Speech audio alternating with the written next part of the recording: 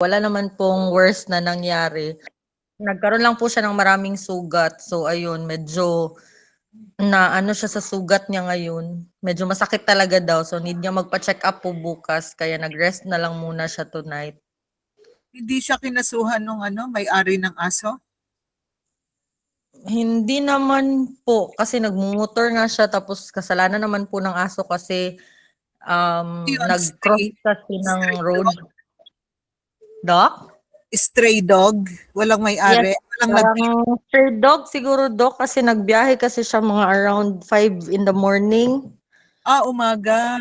Mm-mm. Opo, tapos nag-cross down ng daan po yung dog. Okay, akala niya okay na kasi nakatawid na. Yun pala, bumalik bigla yung aso, kaya ayun, napuruhan talaga siya. Ganun pala yun? Naku, siguro na siya. Nagulat daw po yung aso kasi may bus po na Oo, dumaan. Tapos mas malaki yun eh, di ba?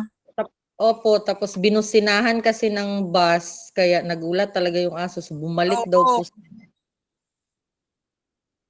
magkasunod sila nung bus.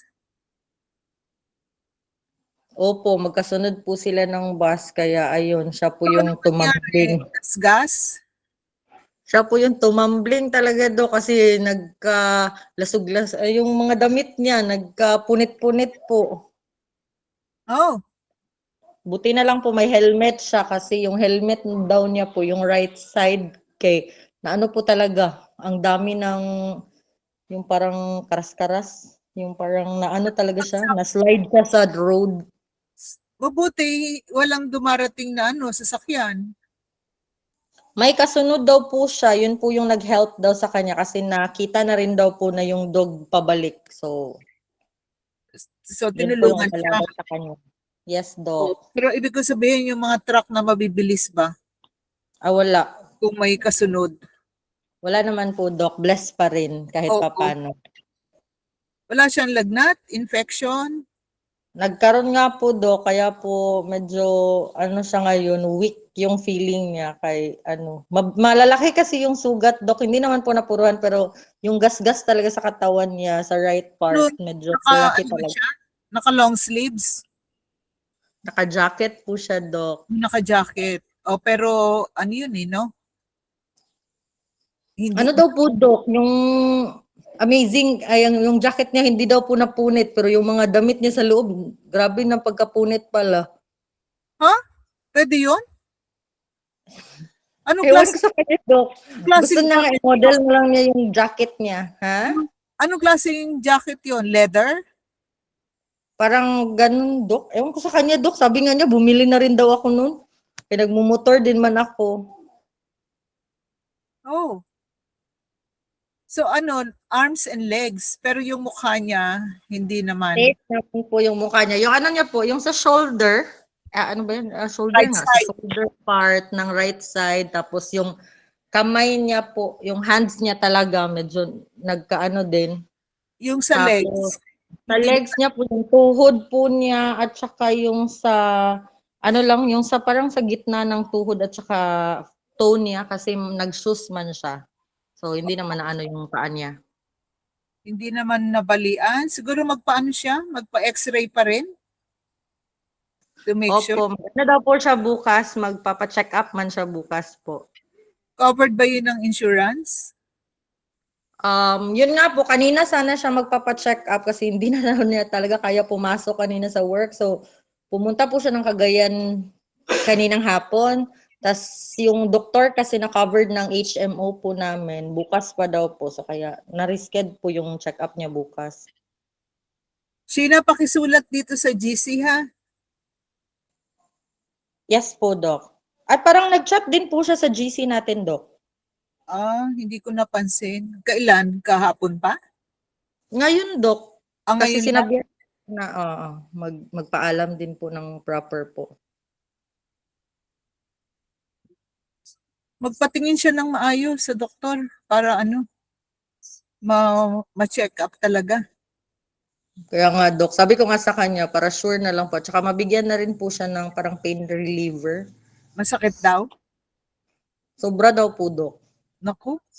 Umuulan ba? Hindi naman. Hindi Hindi naman po, Dok. Kaya lang bukid nun kasi siya na-assign, Dok. So, siguro umaambon kasi nag-fogs man dyan pag morning. mag-car na daw, sabi ni Tim.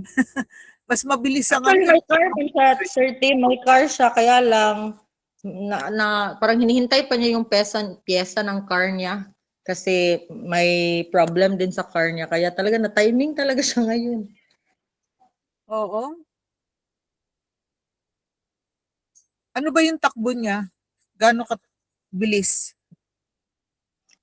Di ko masabi daw kasi may pagka-rider din po yan siya. Ah, oo. At saka you wouldn't expect kasi, hindi ba? Pag maagang ganon, walang masyadong traffic, di ba? Kaya nga po, Dok. Kasi maluwag daw po yung daan. Parang 4 lanes na yung sa Manolo man na part. Oo. Naku, mag-mercy yung mga dogs nyo dyan. Kasi taga Manolo kasi si Ma'am Mercy. Parang 4 lanes doon, Dok. So, parang siguro nagkumpiyansa na siya kasi akala niya nakatawid na talaga. Oo. Kaso siyempre, mas nagulat yung aso dun sa ano. Mas malaki yung bus eh. Di ba? Kaya nga po, Dok. Kawawa talaga siya. Okay. Hello, Tim. Please Yes, Doc. Yes, Doc. proceed. All right. So, good evening, everyone. So, allow me to present to you the activity for tonight about focusing on the death, mother's death of Ma'am Mercelita. So, gitry lang na ko, Doc, kay to recall sa notes, medyo parang, ano ba yun, medyo complex kasi yung case ni Ma'am Mercelita. I mean, uh, parang mix na ba? But in this summary, sinamarize lang yung talagang sorry, yung based lang din sa comment mo, Doc. So to summarize, allow me to read to you. Mercy grew up in a household marked with poverty and severe family conflict due to her father's alcoholism. A defining traumatic event, the event when her father attacked her with a steel pipe, so nakabold, na istorya man to ni ma'am, while she was protecting her mother, resulting to a head injury. Mercy later became primary caregiver of her mother who battled stage 4 ovarian cancer. While Mercy experienced a deep grief over her mother, so in-emphasize ko dito, Doc, while Mercy experienced deep mother's death, her reaction to her father's death was form of rejoicing. So as she prayed for 7 years for him to pass away, to stop abuse of her half siblings, even now she suffers from trauma triggers such as shaking or needing to run away when being blood or a drunk man. So wala na kung nabutang nga reason, it is also a reason nga wala na po siya nagminyo. Kaya tungkol makakita siya, mo trigger ang trauma, kung makita siya og dugo o sa mga drunk man. So now, let's just focus. Number two, sorry. Mo din yung number 1 ha, sa summary. Number 2, Hello, Tim. Sandali. yes, Magtanong lang yes. ako dito sa group nila Mercy. Hello, Ivy, Johanna, Meracel, and Mercy. Comment ninyo kasi ang tinitingnan lang natin ay grieving over the death of the mother, di ba? Hello? Yes, mother. So comment. Oo. So comment ninyo yung ginawa ng summary.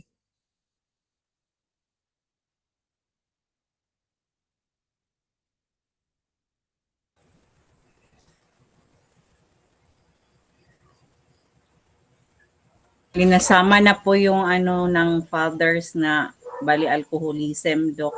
Dapat So what do you mean? Isasama? Tama ba? Hindi po. Isama?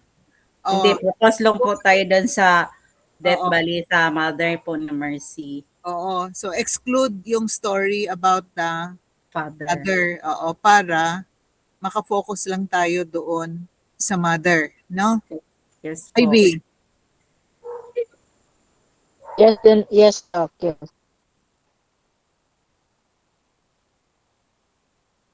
ano yun, Ivy? Bakit yes lang? Ano, comment pa? Ano pang comment? Oh, Doc.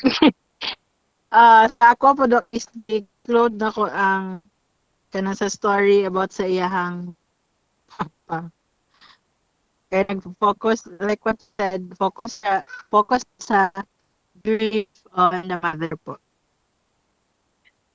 Uy, sinabi na nga yun eh. Tingin ka pang iba.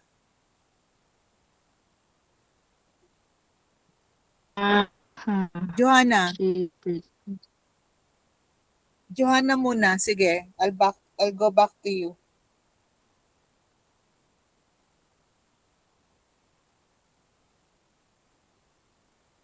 Joanna, ano pang ano? Yes, Doc. Anong dapat i-exclude?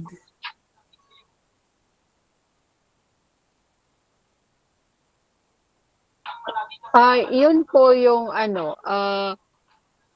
yung ano po, yung she had prayed 7 years for him to pass away. It's about his father po, father. Oo, so exclude yun sa father, no? Opo. Mercy. Yes, Dok. Yung ano, Dok, yung siblings, yung trauma. Trauma. Okay, so hindi kasama yung trauma. So exclude trauma. Rejoicing din.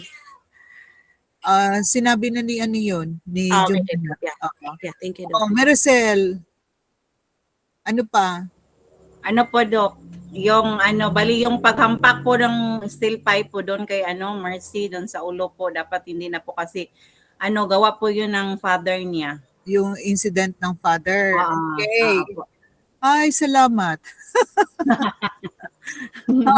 Thank you. All right. Did you get that, Tim? At saka itong poverty, hindi na kailangan. Diretso doon sa doon sa mother's death. Yung istorya. Ha, Tim? Kasi grief, Yes, Doc.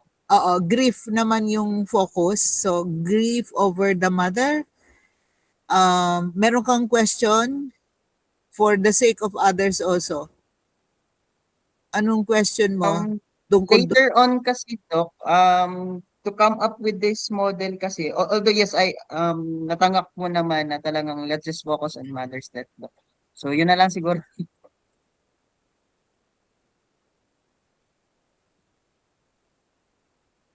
Wala kang tanong kay Mercy? Okay na, Doc. Wala nang matitira dito sa sinulat mo. Ha? Pag tinanggal. So, anong istorya dapat? Focus lang talaga sa Doc, sa mother's death. Pero yung sa summary lang naman yun, Doc, but to in-emphasize at highlight ko naman dito sa number 2 in which Hindi, summary pinag-uusapan natin eh. Summary. yes, Doc. Yes, Doc. Yes, Doc. Oo. Kasi pag tinanggal dyan, wala nang matira sa mo, sa summary mo. Yes, Doc. So, anong isusulat mo dapat? So, Mercy, how long yung yung sakit ng mother mo? Dok, katong 3 years man gud na siya Dok. Nibalik din siya. 3 months na siya nawala dayon. Hindi. Yung unang diagnosis, stage Dok, kani ang stage 4. Stage 4 agad. Oh, yes, Dok. Oo, yung so nagpasimula yon ng anong mga symptoms? Yung bleeding, Dok. Para nag-bleeding siya. Walang tigil. Nag-bleeding siya for the entire day? How many days bago nyo dinala sa doktor? Ano, Dok? 1 month yata yun siya nag-bleeding. 1 month bleeding before you brought her to the hospital. And she was diagnosed with stage Stage 4, Dok. 4 of Ovarian cancer. ovarian cancer. Okay? Everybody, are you following? So, from diagnosis, was she confined or she was at home? She was treated at home? What happened? Sa hospital, Dok, kanang Confined for how long? 3 months to siya, Dok, pero in a day, maglabas siya kasi magwawala pag hindi palabas, then balik na naman ulit. 3 months straight in the hospital. But what? Once every week? Oh, yes, Dok. Day lang, Dok. 1 day, balik na naman sa hospital kasi para lang makauwi. Oo, kaya nga, yung pag-uwi niya is once a week. She goes home once a week during 3 months. Ano lang, Dok, kanang day lang, Dok. Ngayon na araw, makauwi. Pagkabukas, balik na naman. Hindi, yung pag-uwi nga niya, how many times in a week? Oh, yes. Yun, once a week, Dok. Once a week, oo. So, she insisted on going home at least once a week for 3 months yan, no? Oh, yes, Dok, kasi magwawala. Oo. Then, so yung after 3 months, she died. Yes, Dok. Oo. So the wake, how long was the wake? 1 week to siya, Dok. 1 week ang wake. And who helped dun sa mga expenses, pag-ayos ng mga documents? Sino nag-ayos? Kami lang, Dok. Kami lang na pamilya. You and Yung, siblings, Dok. ilan? 3? 6 kasi kami lahat, Dok. So all 6. Opo. Oo, helped. Okay. So yon. Tapos, for 6 months you were praying, no? Yes, Dok. You were praying that your mother will come back to life. Ganyan Yes. yung prayer mo? Oo. Yes, Dok. Bargaining po. Oo. So during the wake and the burial, you were not aware of what's happening. Did you attend? Did you attend the burial? Oh, pag Dok, kanang pag 8 p.m. kasi magdadasal man. Sumasali ka sa wake, sa dasal. Para lang magtingin sa mga tao, Dok, kung sinong nandyan. You were attending. You were Pero attending. kanang ko, Dok, kanang nag-usap-usap lang sa mga tao, hindi yung nagdasal. Oo, pero hindi ka parang nagsisilbi, nagpapakain, ganon. Hindi, Dok. Yung mga tao na dumating, nag-story-story. Oo. So yun. So you were attending to the guest during the 1 week wake. Then you had the burial, but you were in your mind, your mother will come back to life. Yes, Dok, in Oo. 6 months. Oo, for 6 months yon, and you kept praying. Okay? So yun yung sinasabi ko sa inyo, tanungin nyo yung istorya, yung details, no? Kasi para pag ng dabda, sige.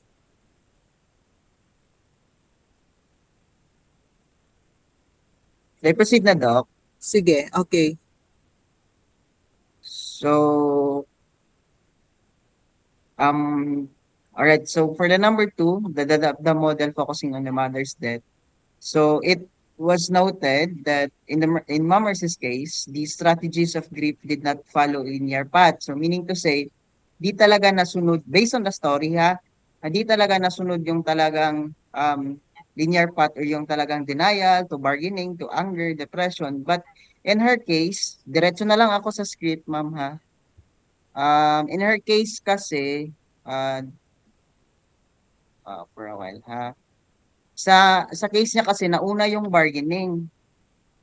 Um, Ha? Hindi Denial. I mean ma'am, I mean talagang yung sa kwan ko lang kay Ma'am Mercy, based yung sa comment din, di talaga nasunod yung kasi Oo, pero sa hindi. bargaining pa lang No, dito no, sa Tim. may Wait. May denial siya, di ba? May denial siya, ayaw niyang tanggapin na namatay na. Hindi niya yes doc. tinatanggap. Denial. Okay doc, denial. Oh, So from following the burial, Mercy did not cry for an entire month.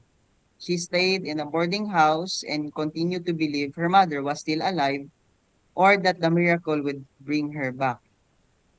So on bargaining, this was Mercy's initial reaction. Ito yung sinabi ko kanina, Doc, actually. I'm sorry. Ito yung sinabi ko kanina that the bargaining was Mercy's first initial reaction to the illness and death. She made outsickers promises to God that she would become a madre kasi na-highlight yung last discussion. And if he spared her mother's life. Tapos, sa A naman, yung sa anger, when the miracle did not occur, Mercy became very angry or super galit kay God. This led, as based sa sinabi niya po, this led her to stop praying, nag-stop na siya ng rosary, and refused to attend church for 1 year. Tapos, sa depression naman, Mercy eventually... natin, Tim, i-validate natin ha. Mercy, correct ba yung sinasabi dito?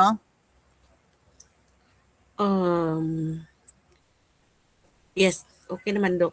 Okay yan? Yep, opo. Oh, sige. All right. Go ahead, please, Tim.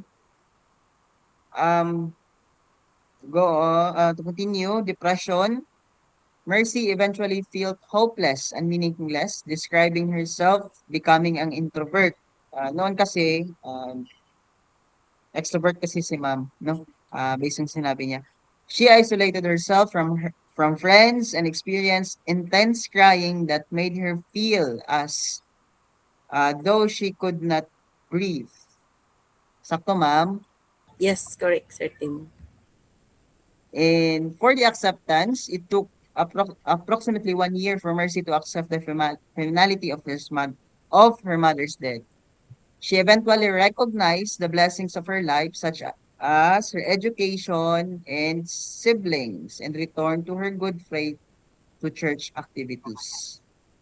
Sandali lang, Tim, ha? I-ano natin yung depression. Hello, Mercy. Yes, Dok. So, kahit na you were crying, you lost appetite, you had problem with sleep, tama?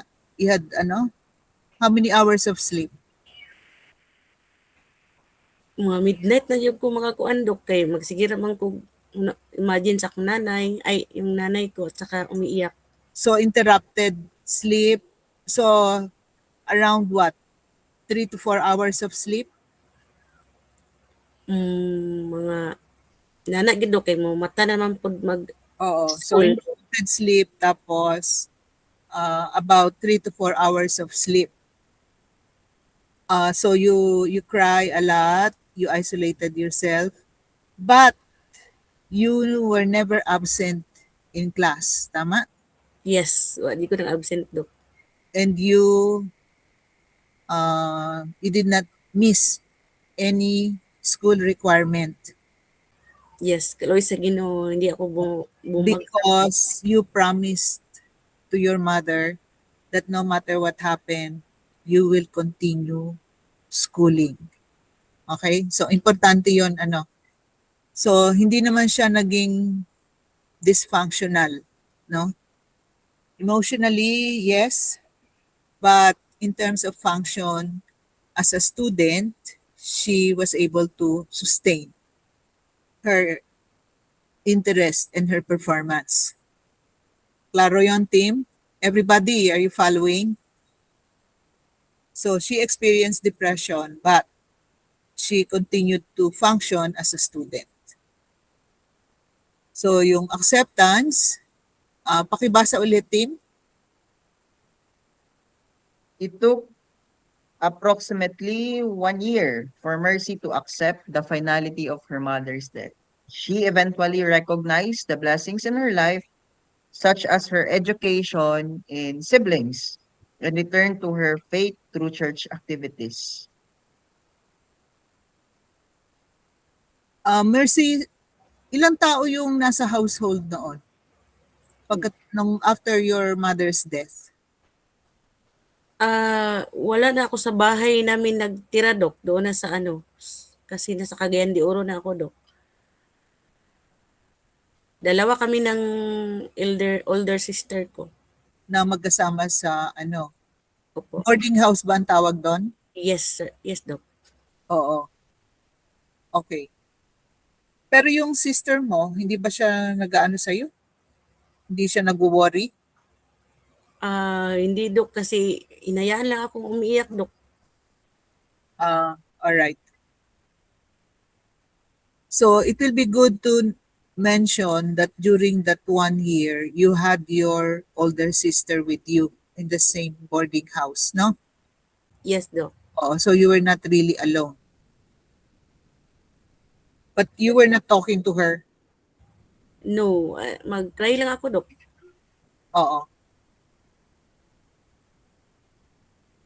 Sige. Team, kindly, ano,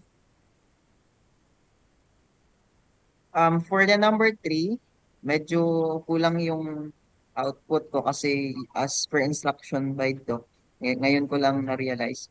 Actually, in thoughts and emotions, so to assist a client like Mercy in navigating these stages, so in-emphasize niyo po, Doc, na several clinical strategies to elicit the process and learning plan. So, utilizing FID, so yung pag-iyak ni, for instance, yung pag-iyak ni Ma'am Mercy, how long ba yun? Yung due duration, tapos yung frequency at saka duration. And for validating healthy expression, you also emphasize, Doc, that healing begins when we stop pretending that we are not hurting. So the worker must encourage the client to identify and feel different reactions, such as anger, need to isolate without avoidance. And for number 3, yung sa note po, desensitization for trauma, to elicit and then manage the thought associated where her trauma triggers. Example, kaya sinali ko po yung sa Teka. summary lang po. No. hello, team. Example, entrapment Team. and Sandali. yes, Doc. I clarified already that you're going to focus only on grief. So you have to remove this trauma, ha? Yes, Doc. Yes. Oo, kasi grief lang yung ating, kasi magiging complicated yung counseling pagka sinamahan natin ng trauma. But in reality, you will have to take that up. Kasi pag nagkukwento, mapapansin mo yung, kasi itong trauma na ito related sa father di ba? Ang ginagawa natin ngayon, we are separating the father because it's so complicated. It will be, there are so many things that you need to look into. But what I just want you to do is just focus on the grief counseling. Okay? But I'm not saying in reality, you will not take it up, huh? Are you following? Yes, Doc. Yes, Doc. Just to So, continue, simplify, Doc. this is to simplify the assignment. So I wanted you to just focus on the grief over the mother's death. Okay? We're not including the father because it will be very complicated. So we just remove that trauma. Sige, continue please. For the naman, Doc, last yung nasa note is that connecting legacy to investment. Oh, wait, sandali. Yes. Dabda to. Wala ito. Eh, Ah, yes. Ako lang, Doc, yung pinalo ko lang po yung instruction niya, Doc. Alright. hindi. Proceed na lang ako, Doc, sa script and sa dialogue. Oh, lagyan, ano yan, delete. You have to delete that. Hindi yan kasama. Apar yan eh. Sa apar yan papasok. Okay, Doc, okay, Doc. Sige. So, continue. So for the number 4 or the script or the client and the worker using yung DABDA on focusing on Ma'am Mercedita's mother. So yung sa ginawa lang, Doc, ha? Try ko lang din, Doc, kung tama din po, Doc. For the worker, so for the opening session, Mercy, thank you for being willing to share your profound experience. Before we look, pero medyo okay, Doc. Continue. Before we look at where you are now, I want to prioritize hearing the specific situation that brought you to the office. So, replied, based din ito sa story ni Ma'am Mercy. It's my mother. She died of stage 4 ovarian cancer. I was her primary caregiver and watched her change so much in the hospital. So, in-highlight ko lang din, Doc, yung um, yung sa sorry, anticipatory grief. So actually it was not included in our discussion, but you highlight it, Doc. So the loss is not happening, but the grieving starts you as you watch the person you love and change. So ito kasi na stage is that yung nasa hospital yung mama niya. So um wala pa, hindi pa talaga nangyari, but the grieving starts was the person they love change, yung nasa hospital yung mama niya. Now Oh, for kaya lang, wala sa istorya. Di ba? yes, no. Wala sa To istorya, continue, grieve na siya before that. I appreciate that you are recognizing that. However, if you look at the flow, the sequence, there's no way of knowing that there is anticipatory grief. But I appreciate that you noted that one. What is missing is the story, the question. No? So that means to say, so ito, yung sagot niya is my mother. She died of stage 4 ovarian cancer. I was her primary caregiver and watched her change so much in the hospital. So, may transitory para makita mo yung anticipatory grief, no? So, your follow-up question will be, so you're saying that you were already, kasi I was her primary giver. So, as the primary giver, you have seen her diminishing in her health. Okay, so can you tell me more about it? No? So, para makita yung anticipatory grief, pakukwentuhin pa, di ba? But I appreciate, Tim, that you noted that one. That even at the time that she was watching the mother, she was already experiencing the pain. Okay? Sige. right, so stage 1, actually, Doc. Sige. Proceed na ako, Doc. Go ahead. For the stage 1, actually, I don't know if try ko na lang din, Doc, kasi gusto ko lang din for the learning, I mean for the sake of the discussion. Yung sinabi ko kasi kanina, if you remember, Doc, nung nag-identify tayo ng NABDA, if you remember, sinabi ko na nauna yung bargaining. Kasi yung story ko po dito sa script is this one. So, stage 1 is bargaining, yung early negotiation nung nasa hospital pa lang si Ma'am Mercy. So, this is actually the follow-up dito, Doc. Yung sabi niya, again, ulitin ko, Dok, it's my mother. She has died of stage 4 ovarian cancer. I was her primary caregiver and watched her change so much in the hospital. So nag-follow up, response ni worker, yung question agad ni worker, Mercy, while you were carrying her in the hospital, were there moments when you tried to negotiate for her life? Ayun lang. Tapos, Timothy, wait, leading question yun. yes, Doc, yes, Doc. Leading siya, no? So, mas safe talaga nung papadescribe natin. So, tell me what happened while you were caring for her, no? Kasi yes or no yan eh. Were there moments? Yes or no? So, it's a leading question. So, mas maganda kung open-ended.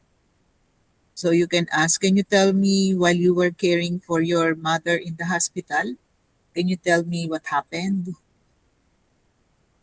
So, magkukwento siya. So, doon mo makikita yon, di ba? So, sunod, ano ito? When I was 18, Yes, Doc. team? Yes, Doc. Yes, Doc. Mercy, si Mercy na po. Yes, I was only 18. I told the Lord I became a nun or a madre. If He just let her live, I was holding on to hope for a miracle.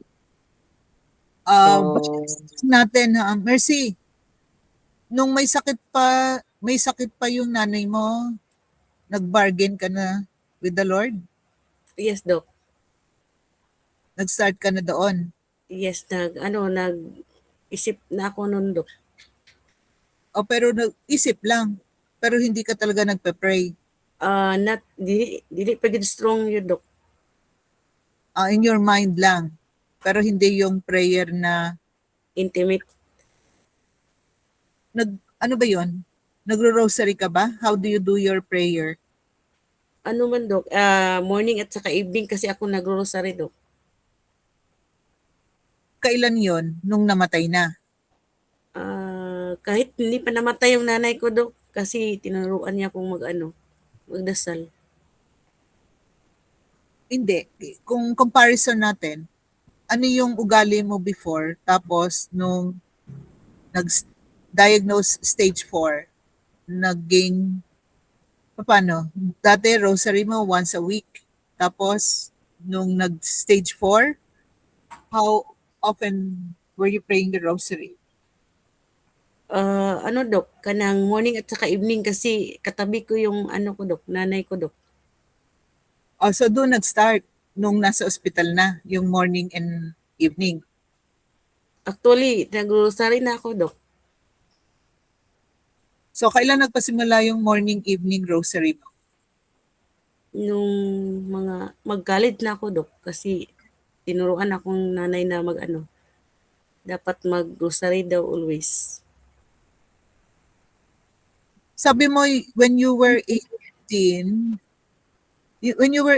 that's the time na na-diagnose siya, di ba? Yes, Doc. College na ba yon? Yes, 18 years old. Second year college na po. Second year college. Okay. So, walang pagbabago. Morning and evening pa rin yung rosary mo. Pero pag nawala na ang nanay ko, Doc, hindi na ako nagdasal. Hindi, yung ano muna. Kasi tinitingnan natin kung kailan nag-start yung bargaining mo eh. Kasi ang sabi ni Tim, nagpasimula ka raw sa bargaining from the time your mother was diagnosed stage 4. So, kailan talaga nag-start? Yan na age, Doc. 18 pero sa isip ko lang, Doc, hindi pa gid strong akong one sa Lord kay natatakot din ako magmadre. So actually sacrifice sa'yo ang magmadre. Yes, Doc. If I may ask, anong kinatatakutan mo sa pagiging madre? Doc, dapat faithful ka talaga sa Lord kasi yung marami kasi akong pinsan na nagpapari, lumalabas kasi na nila na magulo yung family nila, umuwi, hindi na bumalik, Doc. So ang takot mo, baka hindi mo masustain, hindi mo, baka umalis ka rin. Doon ang takot mo. Yes, Dok, baka magalit si Lord ba na hindi consistent. Doon ang ano mo, na baka you cannot pull it through, no? Opo. Okay. So, pero hindi yung ano yung mga pinagagawa ng mga madre, hindi doon ang takot mo. Wala naman, Dok. Wala doon. Okay. So, yung worry mo na baka hindi ka matuloy. Okay.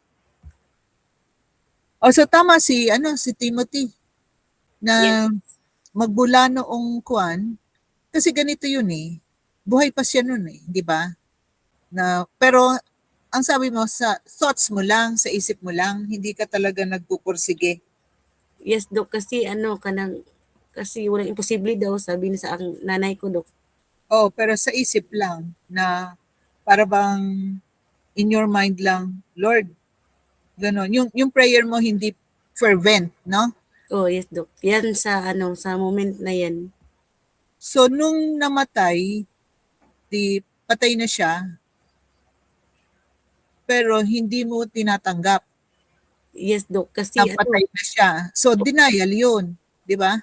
yes, Dok, kasi nasimulan ko nang tanggapin na magmamadre na ako, Dok. Hindi, yun munang yung denial muna. Oh, yes. Ang tinitingnan natin yung pagkamatay eh. Kasi real yung pagkamatay ng mother mo eh, di ba? So doon, meron ka ng anticipatory grief at initially bargaining, parang nangangako ka na sa Diyos. Pero nung namatay yung mother mo, nag-deny ka. You went through denial na ayaw mong tanggapin na namatay na siya. Yes, Dok, hindi ko talaga matanggap. Timothy, denial pa rin yung beginning niya. Kasi yun Okay, yung Dok. reaction niya sa death. So nag-start siya sa denial. Ngayon, yung anger, hindi mo naramdaman kasi nasa denial ka and then you went to bargaining. Mercy, tama? Yes, Dok. Yes, Dok. Correct, Dok. Noong 6 months na hindi naman nangyari at saka ka nagkaroon ng anger sa Diyos. Yes, Dok. Na bakit? Kasi, Oo, Dok, wala nangyari sa ko. doon sa prayer mo, no? Kaya lang ang tinatanong ko sa iyo, ano yung, kung dati mo naman ginagawa yung rosary morning and evening, ano yung dagdag na sabi mo talagang nagdadasal ka? Paano yun? Dok, yung dasal ko lahat, sa nanay ko na lahat, Dok. Wala nang iba.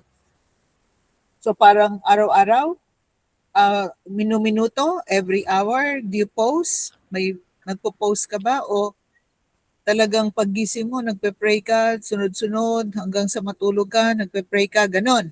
Oh, yes, Dok. Morning at saka evening before matulog at saka paggising. Oo, kasi may rosary ka talaga eh, di ba? Yes, Dok. O kaya ang tinatanong ko, how do you do your prayer, yung other prayer mo?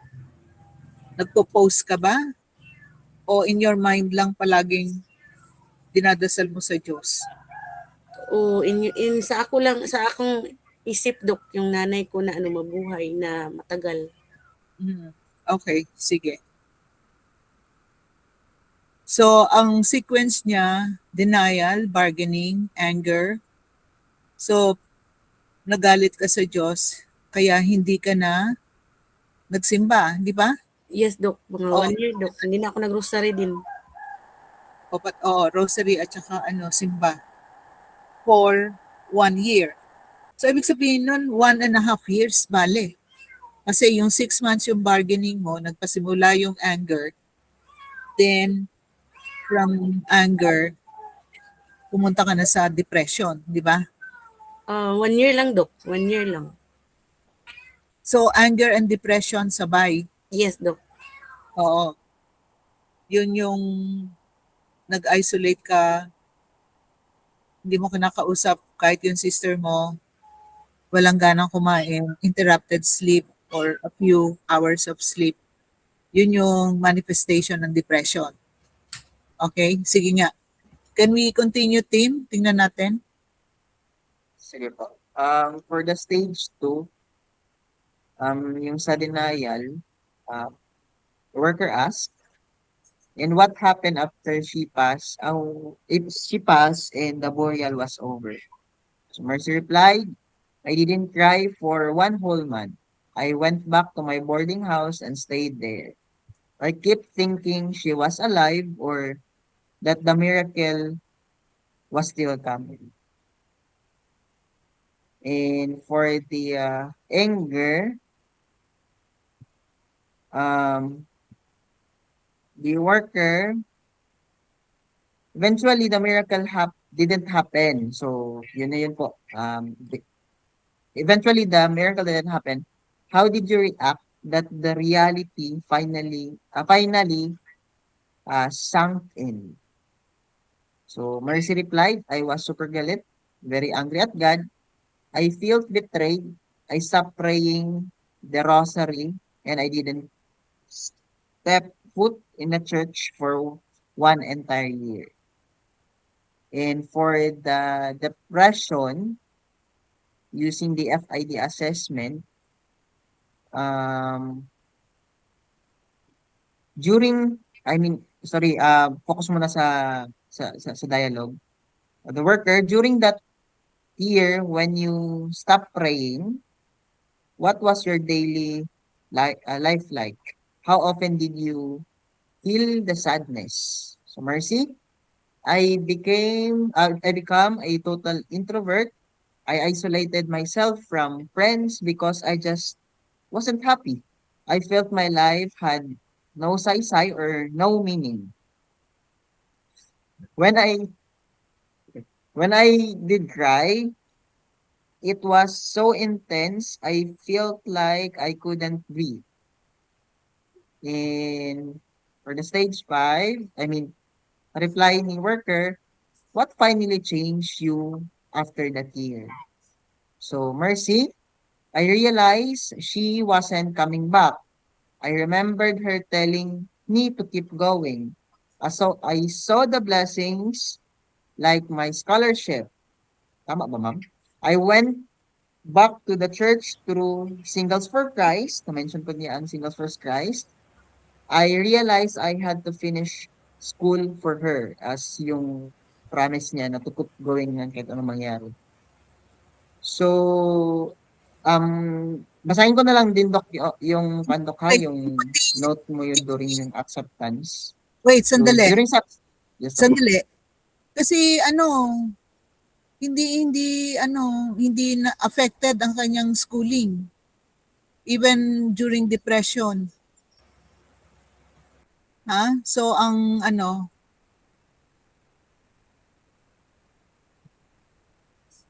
so you have to correct this one. Na Yung saan, Doc? although she went into depression, she continued to her interest, her performance in school was not affected at all.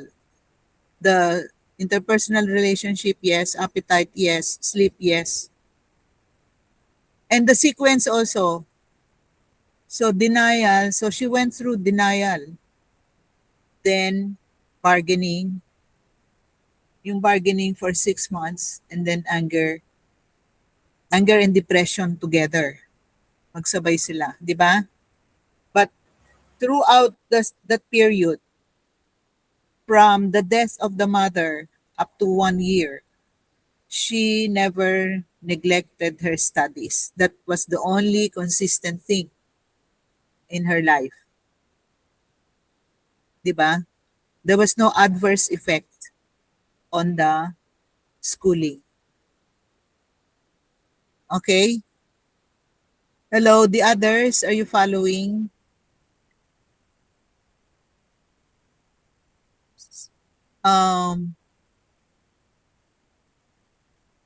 Kindly read yung yung stage 5 mo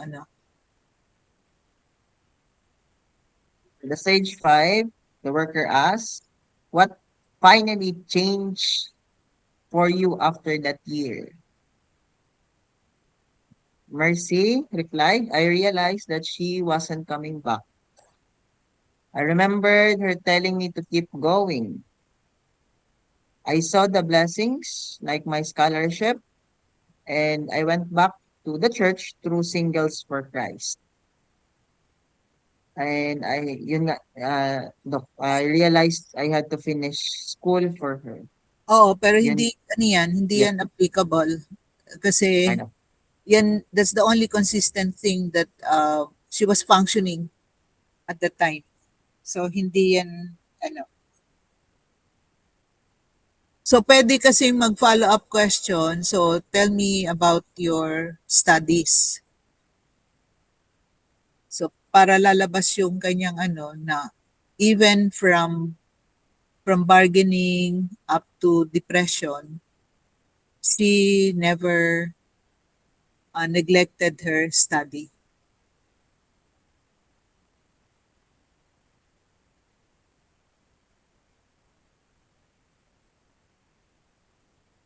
So yung trauma hindi kasama kasi ang gusto ko lang ditong maliwanag yung DAPDA. Okay, Doc. That would be all for my output for tonight, Doc. So congratulations team kasi with a very short period you were able to come up with this, and I hope the others will look at your output. So please do it well because I will use this as 50% of the final exam. All right? So I would like you to do it well. And if you need to ask questions from Mercy, if there is anything that is not clear, I would like you to please ask her so to validate if it's correct. So Mercy, siguro ganito yung i-request ko na lang sa iyo. Yes, Pwede bang isulat mo yung istorya pero focusing lang on your mother yes, Doc. Ah? So, para kaya ba yan by Friday? Kaya? Friday. I-post Yes, na or Saturday? pwede Saturday, Doc. Oo, Saturday evening by siguro mga 8 p.m. Saturday. Yes, okay, Doc. Oo, ma-post mo yung istorya. 6 month lang, Doc, yung after pagkamatay? Hindi, yung buong from the beginning. Okay. So, istorya mo yung magmula nung na-diagnose siya with cancer stage 4, tapos nasa hospital siya for 3 months, sabi mo? Yes, Doc. Oo. Pero ikaw lang yung nag-aalaga, pero yung sister mo, during Naglayas. that time, umuuwi ka sa sa bahay nyo, di ba? Sino Oo. nakatira doon sa bahay nyo nung buhay pa yung mother mo? Yung tatay ko, Doc, at saka yung dalawang younger brother. Yung younger brother mo. Pero nung nag-board ka na together with your sister, yung brother mo remained in the house. Yes, Doc. Teka muna, yung father mo umalis, no? Live with the other partner in another house, separate house, hindi dun sa bahay nyo. Yes, Doc. Pero hindi pa diretso, Doc. Mga 3 years after pagkamatay. 3 years after death, Yes, Doc. nang umalis siya. Pero nung humiwalay kayo ng sister mo, how many years after death? Agad, Doc. Pag nalibing na, nagbalik na sa school. Kasi din, marumi doon yung utak ko din, Doc. Kasi baka, kasi babae ako at saka mga lalaki yung kasama ko sa bahay, baka anuhin ako, Doc ba? Oo. Pero itong mo, wala pang mistress yung yung father mo. Yes, wala pa, Doc, kasi 3 years pa bago siya nag-asawa ulit. Pero humiwalay siya ng bahay. Yung bahay pa rin namin, Doc, sa After Dilimpe. 3 years, so for 3 years. So, nakasama mo pa yung mistress niya for 3 years. No, hindi. Ano man, Doc, 3 years after bago siya nag-asawa, nag-school pa, tapos na ako ng school. Hindi kami Doc, nag-ano ng bahay yung mistress niya. Hindi kami nagsama. Never kayong nagkasama, pero hindi siya tumira doon sa inyong original house. Nakatira mga kunti lang do kasi nag-retire na din yung tatay ko. Oo, pero nung meron siyang bagong hindi na pala mistress yun kasi namatay na yung mother mo. Pero siya partner, hindi niya pinakasalan yon. Wala do. Oo. So bali hanggang dun lang sa yung part nung namatay, tapos nung namatay, kasi nung buhay pa yung mother mo, umuwi ka pa, nandun pa yung tatay mo at saka yung younger brother. So bali, 1, 2, 3, 4 na tao lang ang nasa household when your mother was diagnosed stage 4, tama? Oh, yes, Dok. Kasi yung sister ko, Dok, at saka dalawang older brother, hindi sila sa bahay kasi magalit yung tatay ko. Oo. Yun. So, dun lang yung istorya. Yung nag-stage 4, tapos nalaga mo sa ospital, then pag umuwi, so pag umuwi yung mother mo from the hospital, doon sa bahay, naandun pa yung mo, yung tatay mo, at Yes. saka yung younger brother, mali, di ba?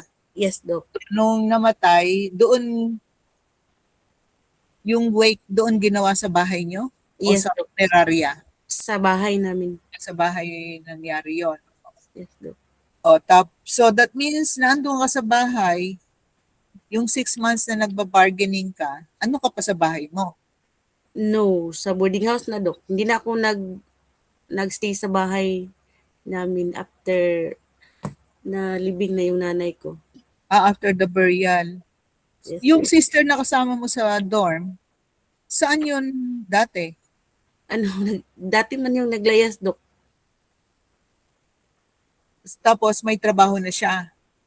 Nag-aaral din. Same kami sa Liceo, Dok, kasi pinapaaral na siya ng kapatid ng nanay ko. Kaya nagkasama kayo dun sa sa dorm. O hindi kami Dok, hindi kami close. Oo, pero nagkasama kayo sa dorm. Yes, Dok. Oo, for how long yun? Mga 3 years, Dok, kasi natapos na din siya. So hanggang matapos, no? So Yes. yung istorya ay hanggang doon sa nag 1 year ka, 'di ba 'di ba nag-bargaining ka tapos nagalit ka, you went into depression, ayaw mo magsimba, ayaw mag-pray ng rosary, 'di ba? Ganon. Opo, yes, Dok. Sa finally na tanggap mo na, then bumalik ka na sa prayer mo, sa church. Yun, hanggang doon na istorya. Okay. Kasi doon yung acceptance di ba? Yes. Oo, hanggang doon. Pero wala sa picture yung yung father mo. Although naandun pa rin. Ay hindi. Wala, you live separately na pala. A Yes. month after or a week after the death? Oh, yes. Week after, Dok. A week after the death. Oh, diretso na, Dok. Humiwalay na ako sa Oo. Okay, so doon. So kung a week after, kasi nag-bargaining ka for 6 months di ba? Yes, Dok. Sa boarding house ako Dok. Oo, doon nangyari yung doon ko ninamnam yung sakit. tapos yung 1 year na sinasabi mo na finally you accepted, kasama yung 6 months doon sa 1 year mo? Yes. O 1.5? 1 year lang, Dok. 1 year lang.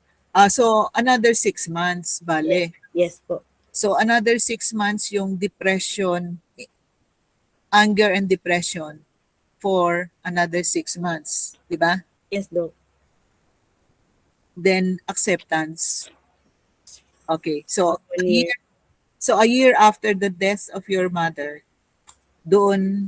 that's when you reach acceptance, no? Yes. So yun, yung ganong istorya, ha? Yes. Yun ang isulat mo. Opo. Yes, Okay, Dok. so Saturday, 8 p.m. PM. Alright, sige. Thank you, Dok. So much, everyone. I would like you to look once again at what you have done.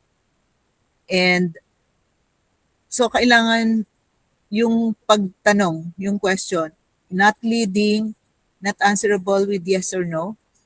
So how do you pose the question so that you will be able to find out how the person is experiencing DAPDA? Tim, naka-raise hand ka ba? Doc, kung pwede lang, Doc, yung sa story ba ni Ma'am Mercy, kung doon na lang, kung okay lang, kung doon na lang sa start sa pagkamatay ng nanay niya po. Kasi doon din kasi ako Doc, nag-confuse kanina kasi yung sa first pa lang, yung sa, as mentioned, yung nasa hospital, yung parang doon ba, let's just say denial siya tapos pagkamatay ng mother, denial naman ulit. Parang doon ako na-confuse actually, Doc, kanina yung paggawa ng output. So kung okay lang, Doc, kung okay lang, Doc. Hindi, pag-analyze naman natin kasi from the death, di ba? Pero okay lang naman na kasi part ng kwento niya yun na nagpasimula yung kanyang caregiving sa hospital. Hello, Tim? Basta pag nag-analyze lang, magi-start doon sa death.